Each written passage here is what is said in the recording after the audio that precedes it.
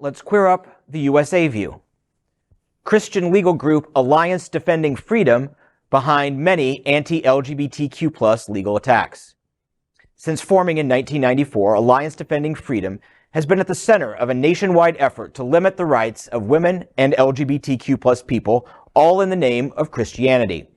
The Southern Poverty Law Center deems it an anti-LGBTQ hate group that's extended its tentacles into nearly every area of the culture wars.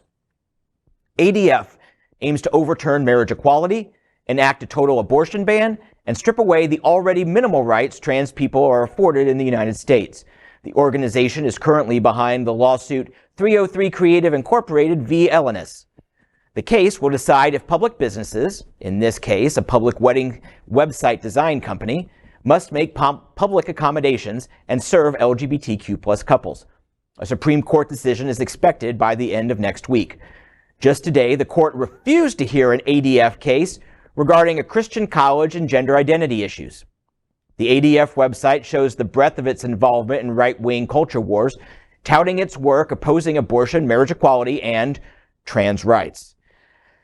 This group is not new, but the amount of clout they gained during the Trump administration was absolutely frightening. I mean, they've been wrecking havoc with us, and certainly they were instrumental in getting a lot of the anti-marriage equality ballot measures passed during the Bush re-election of 2004, which was devastating for our community as well.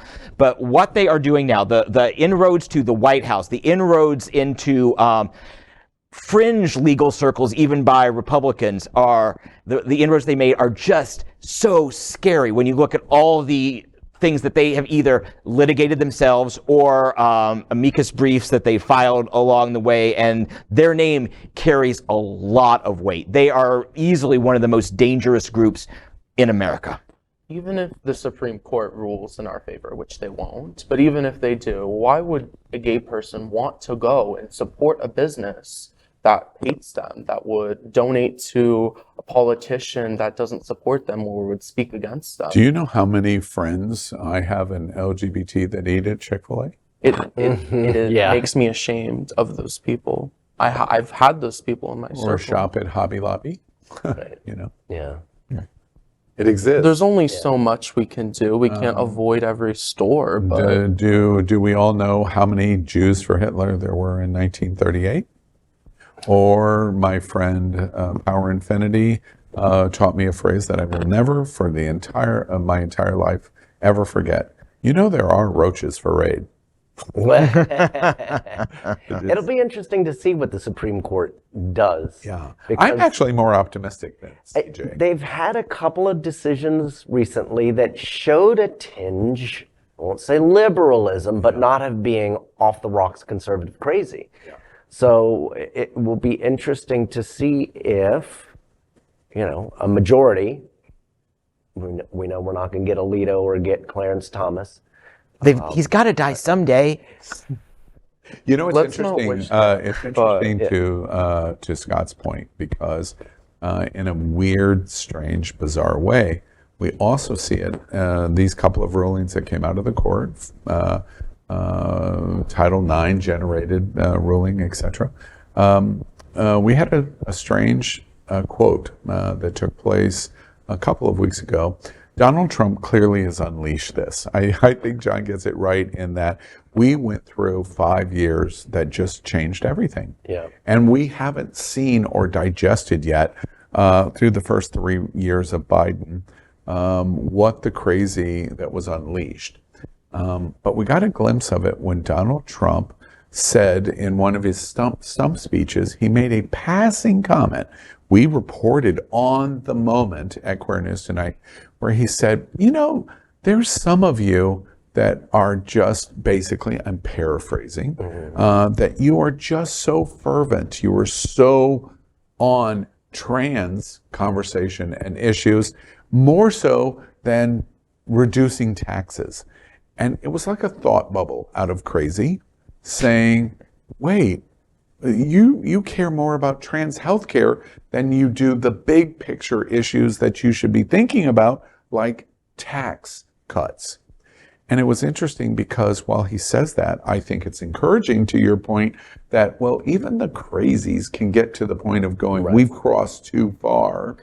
He's the one that unleashed that. Yeah, and during Supreme Court confirmation hearings, I am always a grain of salt with anything that comes out of one of the candidates' mouths, because I think they're saying what it takes to get into the seat. And we've seen it before in history. Somebody who you think is going to be more conservative or liberal, then they get on the bench when they're protected and they go totally in a different direction. You go, wow, I never thought that from them. So it'll be interesting to see if there's not a little bit of liberalism in this bunch that we don't know yet. But if you want the kind of justices on the Supreme Court to rule on democratic issues that you want, the only way that you get that is by electing, by showing up and voting. Yeah. Otherwise, you don't get it. Yeah. And the other team is just kicking the crap out of you. The reason why they implemented, I just one other thought to that. The reason why they implemented Moms for Liberty is a Governor DeSantis motivated structure. He created the concept of Moms for Liberty. He helped fund the development of Moms to Liberty, for Liberty, and participating in it. You know, there's like 9 of them. Right. But Yeah. these 9 women are uber powerful compared to the structure of democratic society, because they get laws like in the supermajority in Florida passed, where all you have to do is have one person challenge the book in a district in Florida. Well, when you do that, you eliminate democracy. It sounds like a good idea. Oh, let's challenge this book because the book is bad. But wait, only one person gets to do that. And then in such fear in the environment that we're living in, what situation does that reasonableness move to? We've banned 1,000 books in Florida. Yeah. Voiced from a single person, of which there are really 9 of them that have accomplished all of this. We are Queer News Tonight, the world's first and only live daily LGBTQ+ evening news show from Happening Out Television Network.